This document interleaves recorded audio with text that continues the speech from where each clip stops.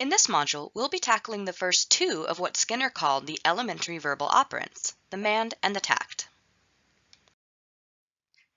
Here are the objectives related to the MAND. We'll be focusing more on MOs in class, particularly CMOs, and in this Edpuzzle, we'll be primarily tackling various examples of MANDs, including generalized, superstitious, and magical MANDs. Here are the objectives for TACTs. There are also two broad objectives to keep in mind. You should be able to give examples of each verbal operant as well as define each verbal operant. We'll actually start out with a bit of a history lesson. While B.F. Skinner is the biggest name in verbal behavior, having written his seminal text in 1957, his close colleagues Fred Keller and William Schoenfeld were actually the first to publish reference to some of the verbal behavior terminology that we're familiar with. Skinner had already begun speaking about his functional analysis of verbal behavior, such as at the William James lectures at Harvard, in 1947 and 1948, and that analysis was taking hold in the field of behavior analysis. In Principles of Psychology, Keller and Schoenfeld note that there are two functions of verbal behavior, the MAND and the TACT. Obviously, this is a very simplistic conceptualization, but it's the first use of these terms in our literature. This book was also the first to use the term establishing operation. Up to that point, the concept certainly existed, but Skinner used terms like drive and motivation to talk about them.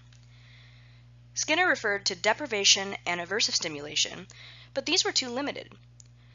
Salt ingestion works the same way as water deprivation, but is salt ingestion deprivation? What about changes to temperature above or below the optimal level? The term establishing operation didn't really take hold until Jack Michael revived it in the 1980s, in articles such as the one that you read for this module. All of this history is relevant in our discussion of the MAND because an establishing operation must be in effect in order to teach and evoke MANDs, as we'll review shortly. First, let's review some more basic terms. What is a motivating operation? Note that these have value-altering and behavior-altering effects, and that they fall into categories of establishing operations and abolishing operations.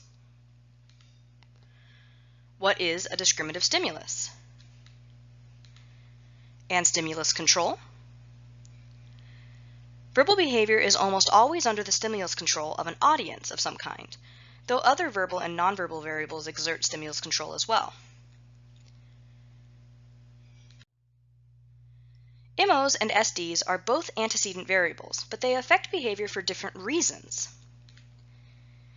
MOs change the value of stimuli, and as such, increase or decrease the momentary probability of behavior because of that change in value. On the other hand, SDs have been correlated with a consequence contingent on behavior in the past. They occasion behavior in the moment because, in more colloquial terms, they signal the availability of reinforcement. We review those terms because, again, MANDs are under the functional control of MOs. All verbal behavior is under some form of stimulus control, but it is the MAND alone that relies on a specific motivating operation. All operant behavior is at least partially controlled by consequences. Reinforcing consequences maintain the behavior. That is, a history of reinforcement following a behavior causes that behavior to occur more in the future. Behaviors are also under the control of antecedents, and these antecedents are often how we classify the different types of verbal operants. So now we come to the definition of the MAND. A verbal operant in which the response is reinforced by a characteristic consequence and is therefore under the functional control of relevant conditions of deprivation or aversive stimulation. And in contrast with the other types of verbal operants, the response has no specified relation to a prior stimulus. Let's break that down. The response is reinforced by a characteristic consequence. That is, reinforcement that in some way relieves the motivating operation. Note, though, that not every response has to actually be reinforced.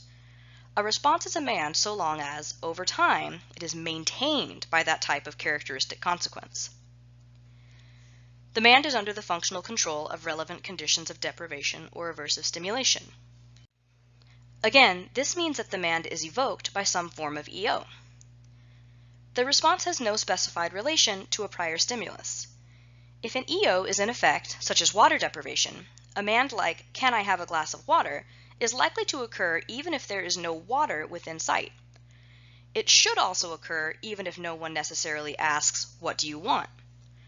Of course, the MAND might be more likely in those conditions, but it's not under the control of those extra variables.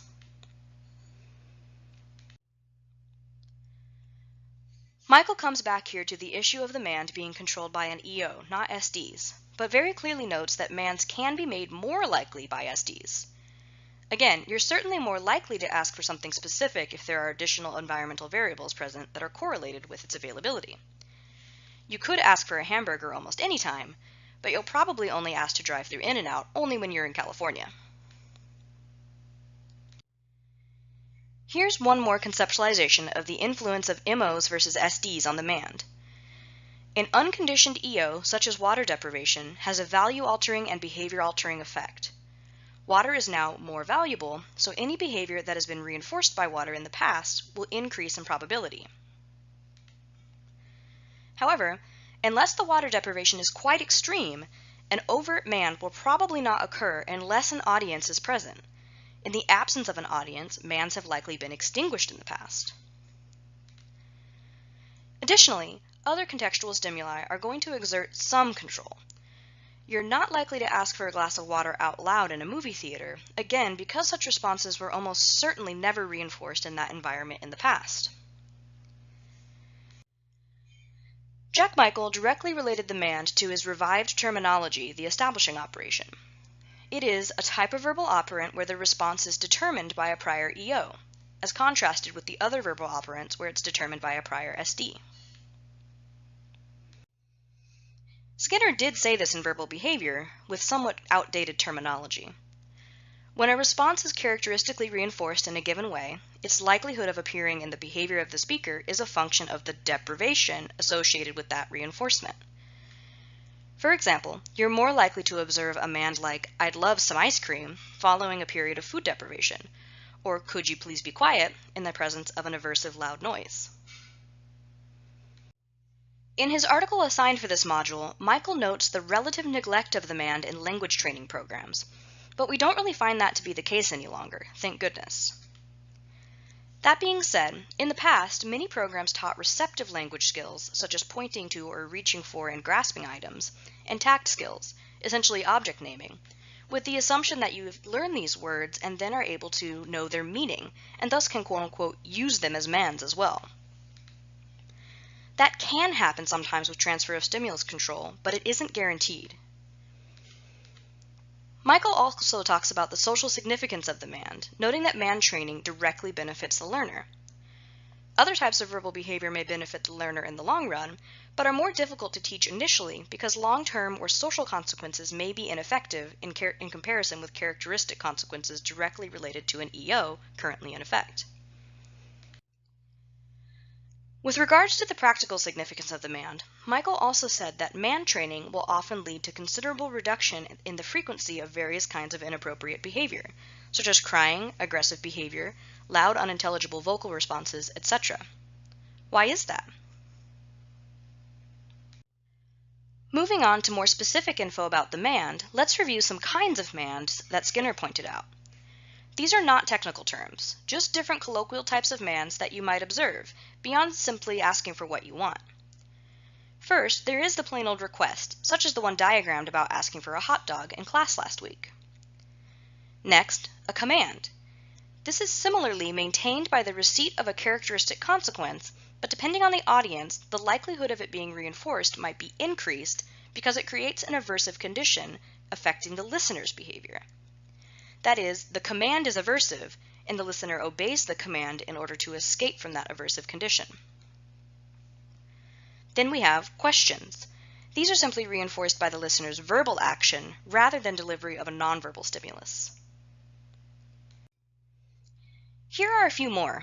These are interesting because, as Skinner put it, the listener enjoys consequences the speaker will not experience. In the case of advice, the listener following the advice is the maintaining reinforcement. A warning is similar, but a bit more specific. In this case, the listener escapes from the speaker-specified aversive stimulation. If a MAND gives permission, the listener is already inclined to act in a given way, but is somehow restrained until permission is given by the speaker. In all of these cases, the person's behavior of engaging in the MAND is reinforced by a characteristic consequence on the part of the listener. The MAND is not simply maintained by generalized condition reinforcement. Here's an example of a simple MAND request. If you have to take some medicine, you might write water, and it would be maintained by receiving water. Here's another. If a house is on fire and the firefighter shouts for water, it would be maintained by someone opening the hydrant. Hopefully you can see that these MANDs can be evoked by establishing operations beyond a simple deprivation in the way that we typically think of it, like thirst. What if, when the firefighter shouted water, the water didn't start? Is this still a MAND? How about this example? If a child sees a body of water like a lake or the ocean and shouts water, is it a MAND?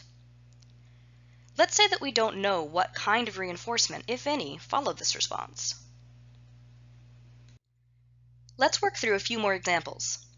Sal is spitting out the classroom window at children playing below. The teacher walks over to Sal and says nothing but simply points to the chair at Sal's desk. Is this a MAND? How about this? Mabel sees a toy on top of the shelf and says, "Top." The teacher gets the top from the shelf and offers it to Mabel. Mabel pushes away the teacher's hand. Rita points to a word on a page and signs "what" to the teacher. Lou missed snack time and hasn't eaten in several hours. He tells the teacher, "I didn't eat anything." The teacher says, "Good job, that's right, you didn't eat today." Lou frowns and repeats, "I didn't eat," as he looks at the cabinet where the crackers are kept. One more. A teacher wants May to learn social interactions. He takes May around the school, and whenever they encounter someone, he prompts, "Say, what's your name?" May says, "Say, what's your name?" and looks toward the teacher, who smiles and pats her on the shoulder. Part of Skinner's chapter on MANDs talks about what he called the dynamic properties of the MAND. He noted that MANDs may be softened or concealed, for example, by saying, "I'm thirsty," instead of saying, "Can I have a glass of water?" One may also say, "Would you mind getting me a drink?" Note that the literal answer to these could be, "No, I wouldn't mind," without necessarily getting the drink. But of course, the MAND is likely to be maintained by getting the drink, not by someone being sassy. Next, Skinner talks about praise and flattery. A MAND might be paired with these because, in the past, they were more likely to be reinforced that way. For example, "Get me a drink, my good fellow." Similarly, in the case of bargaining, one might say something like, "Give me a drink and I'll tell you about it." The person engaging in a MAND is also pointing out a contingency of reinforcement that the listener's behavior could contact. In general, the volume, speed, repetition, etc. of a MAND depends on the strength of the motivating operation in effect. The more intense the motivating operation, the more finesse one might use in engaging in the MAND, because those MANDs were the ones that were more likely to be reinforced in the past. One might also simply seek out a different audience. For example, asking Grandpa for a cookie instead of Mom. Now let's quickly review the similar situation of the generalized MAND.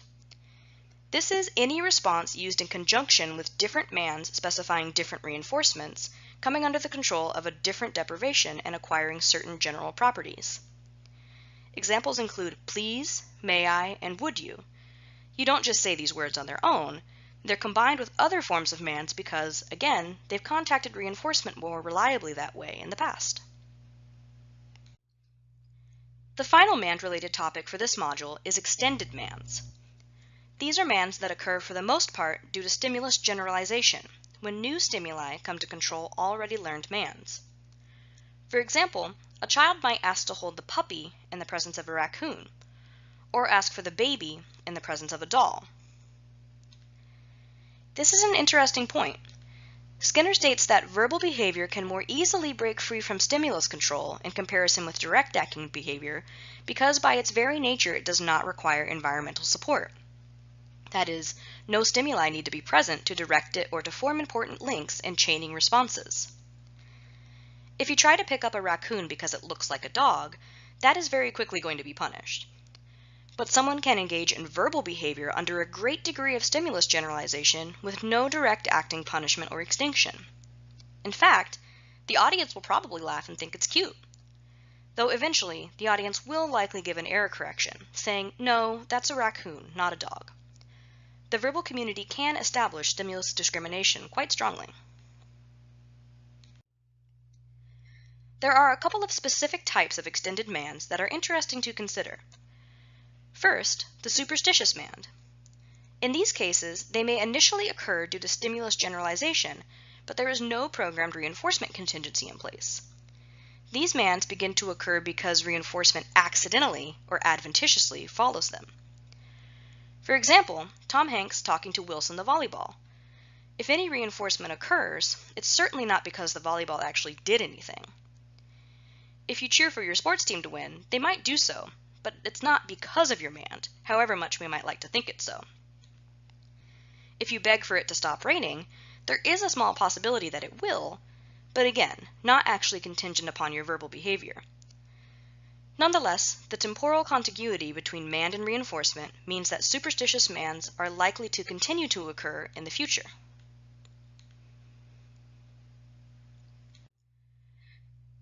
In the case of magical MANDs, there is no reinforcement contingency, and there's no way they could have been reinforced even accidentally. For example, a balloon floats away as a child cries for it to come back. So, why do they occur? If I'm waving and yelling "go left" to a bowling ball veering toward the gutter, is this likely to be a magical or superstitious MAND? What if I sigh and say, I wish I would win the lottery when passing a billboard on the highway, given that I've never actually bought a lottery ticket? How about if you whisper, don't do it, when a character in a horror movie is about to investigate a noise in the basement? These are just fun to consider with regards to why they occur. Simple requests are pretty easy to conceptualize, but always keep in mind that verbal behavior isn't always simple. On to the next verbal operant, TACTS. If the definition of a MAND is a verbal response under the control of a motivating operation and maintained by socially mediated characteristic consequences, how could we define the TACT? It is, of course, a verbal response. It can take the form of any topography. It's under the control of a nonverbal stimulus. That stimulus can also be of any form, such as auditory, visual, tactile, etc.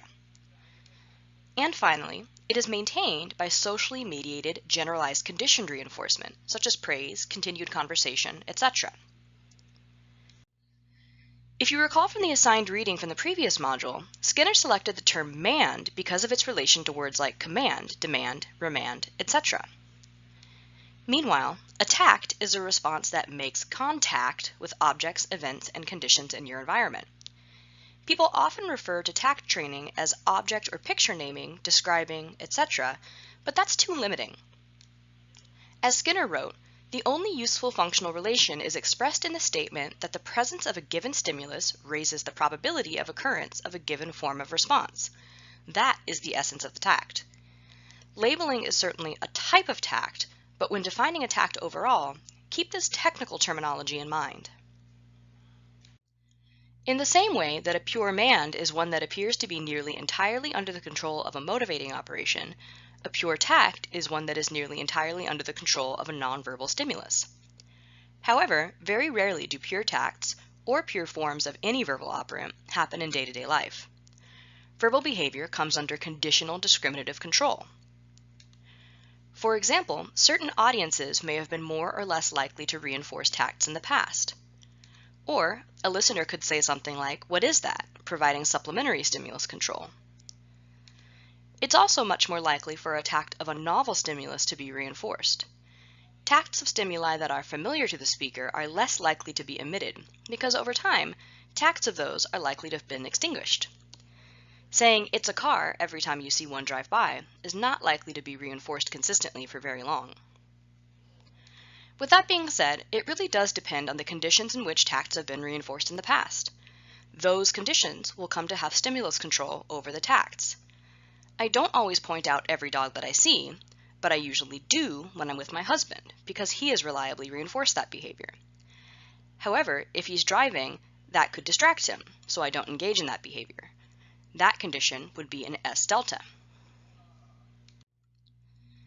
Think back to the previous module.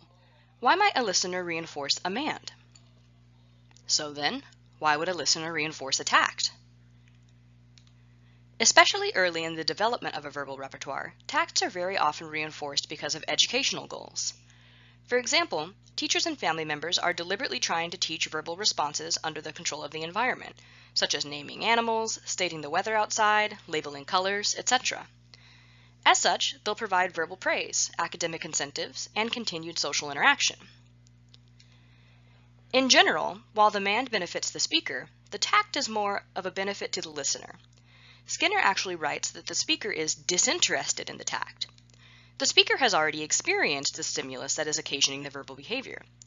Saying it out loud is really more helpful to the listener. If a speaker makes a listener aware of something that they haven't noticed yet, like the fact that it's going to rain or that a big dog is running toward them, reinforcing that behavior is a good idea. It makes such TACT more likely to occur in the future. TACTs are often a part of day-to-day conversation. If we're taking a walk and talking about what we see, and I point out a beautiful flower, that is fairly likely to be reinforced because it perpetuates the conversation. In addition, emitting a TACT can help to increase discriminative control over the listener's behavior. For example, let's say that I want the listener to give me an umbrella. If I say, "Give me an umbrella, please," that may or may not be reinforced depending on my learning history with that particular listener. If I add in the TACT, "It's pouring outside," they may be more likely to reinforce my MAND. Reinforcing verbal behavior in this kind of context was probably more reliably reinforced at a greater magnitude in the past. One more point about the likelihood of a TACT being reinforced. Skinner wrote that the listener's response to a TACT is obviously influenced by the correspondence between form of response and controlling stimulus. In the case of the MAND, a listener can't reliably determine whether a verbal response is correct. Listeners can't always observe the motivating operations evoking the MAND. However, listeners can typically experience the nonverbal stimulus occasioning a TACT. As such, a TACT is only likely to be reinforced if it is deemed correct by the verbal community. This is relevant in the cases of language that simply doesn't appear to correspond to the environment, like saying, "This is a steep hill," when walking somewhere flat, but also in verbal communities in which the audience speaks a different language than the speaker. Keep in mind that this correspondence is entirely socially constructed. There's nothing about a house that inherently is associated with the word house. That is simply the verbal behavior that the community emits. The visual stimulus of a house corresponds to the vocal or written word house only because that is the same behavior emitted by the verbal community at large. Language evolves over time, differently in different locations. Consider a drink being called soda, pop, or Coke in different parts of the country, or your nicknames for certain objects changing based on who you're talking to. This is how odd inside jokes can develop. Stimuli almost always have divergent control over behavior.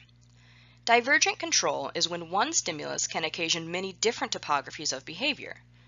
Again, as Skinner wrote on page 115, the form of a response is shaped by the contingencies prevailing in the verbal community. Some responses are more likely than others.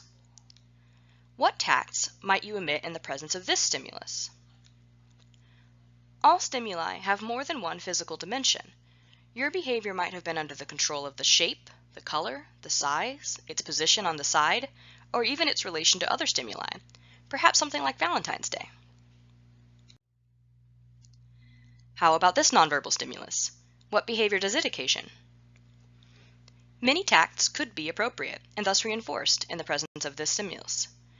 For example, building, skyscraper, tower, or the Empire State Building.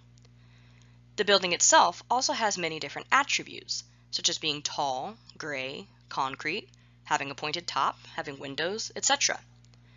Again, this is a case of divergent control. One complex SD can occasion many different responses. With that being said, some of those potential responses were probably more likely than others. Other than the audience, what do you think could influence what response is actually emitted in the presence of a nonverbal SD? There are so many possibilities. Again, much of our responding depends on our learning history, how likely each different response was to be reinforced in the presence of different stimuli in the past. Our most recent learning history can have even greater relevance, though. Suppose I just got back from going on an architecture tour. I'll probably be much more likely to say very specific things about the Empire State Building rather than simply saying, "Look at that huge tower." The addition of other SDs can also make a certain response more likely. This is called convergent control, and we'll talk about it more later in the term. For now, just consider some examples. I would be more likely to emit the TACT Empire State Building if someone asked, "What is the name of that building?" The question is a supplemental stimulus, and my behavior, Empire State Building, is under the control of both that and the nonverbal stimulus of the building. Now we'll move on to reviewing how people can be taught to tact covert stimuli. Some verbal behavior is under the control of stimuli that only the speaker can observe, such as feelings, emotions, thoughts, etc. These stimuli still can be tacted in the same way that we tact public or overt nonverbal stimuli. Typically, though, tacts are learned by being reinforced in the presence of those nonverbal stimuli. How then can tacts of covert stimuli be taught if the listener can't tell the difference between a quote-unquote right or wrong response? Here are three of the methods that Skinner discusses: teaching by public accompaniment, collateral responses, and common properties. The key to each of these is that the learner is first taught to tact the stimulus that the audience can see, and there is a transfer of stimulus control from that to what the learner is experiencing covertly. Pause the video if you need to review the definitions, and then we'll go over some examples. You observe that the wastebasket that was empty an hour ago now contains an empty ice cream carton, a variety of candy wrappers, and crushed soda cans. Hoping to teach Tommy how to tact when he's feeling ill, you say to him, "Does your stomach hurt?" You hear Steve groaning. Again, hoping to teach this learner to say when he's not feeling well, you tell him that his stomach must really ache. Jane has learned to say nagging under various circumstances, such as her mother's interactions with her and her siblings. Now, she says that she has a nagging ache in her stomach. We'll further review the methods of teaching tacts of covert behaviors in class. Now, on to extended tacts. Skinner wrote that if a response is reinforced upon a given occasion or class of occasions, any feature of that occasion or common to that class appears to gain some measure of control.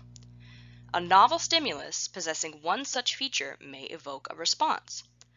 There are several ways in which a novel stimulus may resemble a stimulus previously present when a response was reinforced, and hence there are several types of what we may call extended tacts.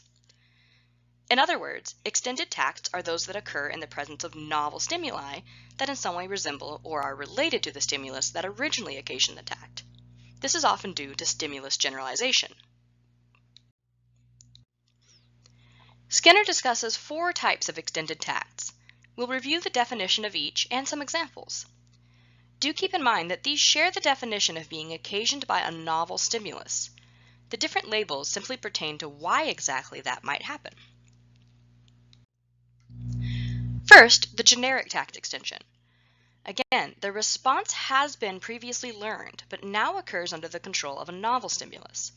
And that novel stimulus has all of the relevant features of the stimulus that previously controlled the response. Think of this as simply stimulus generalization that is deemed correct by the verbal community.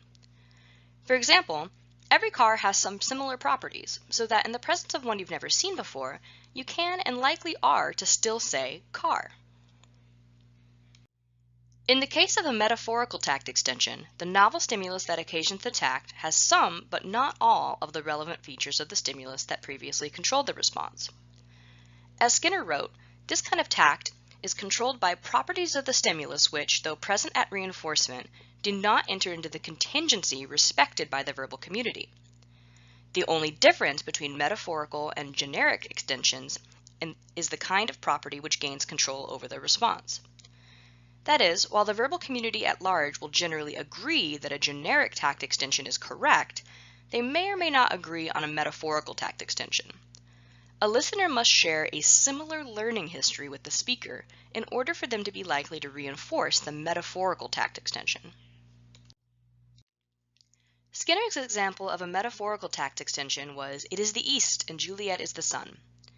Romeo is engaging in a metaphorical tact extension, saying sun under the control of a nonverbal stimulus of Juliet. In Romeo's experience, Juliet is in some way similar to the sun, warm and bright, let's say. But this is not such a common experience that the verbal community as a whole would have necessarily emit this same tact. The metonymical tact extension is a bit more different. Skinner explained that this is an extension of a tact that occurs when a stimulus acquires control over the response because it frequently accompanies the stimulus upon which reinforcement is normally contingent. In other words, the tact is not occasioned by a novel stimulus that is similar in some way to the original stimulus, but rather by a stimulus that has been paired with the original stimulus. This is often a case of inappropriate or unintended stimulus control. Here's Skinner's example. Let us say that a child is accustomed to seeing an orange on the breakfast table. When on a given morning the orange is missing, the child still quickly says, "orange." The response is evoked by the breakfast table with all of its familiar features and by other stimuli appropriate to the time of day.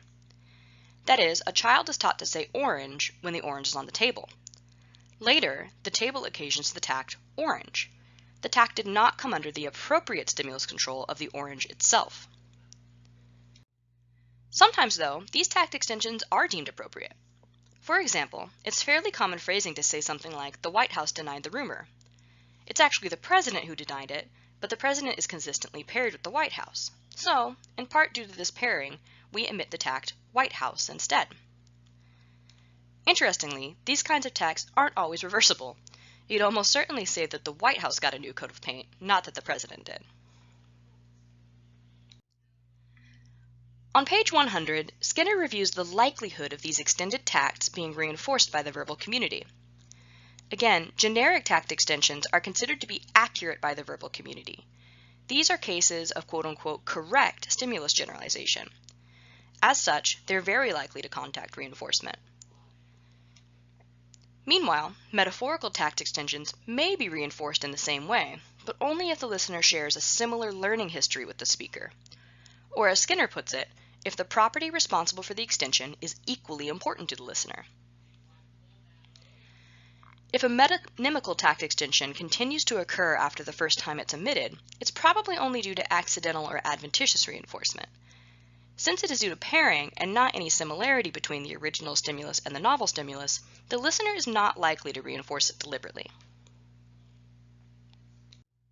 This is all particularly relevant as we come to the SOLECISTIC tact extension, because the stimulus that controls it is only distantly related, if at all, to the original stimulus, and the tact is not likely to be reinforced at all.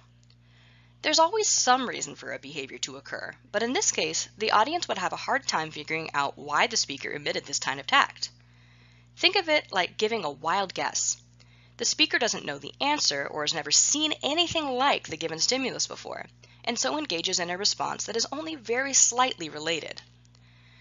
Again, we'll practice more with these in class, but that's a review of tact extensions.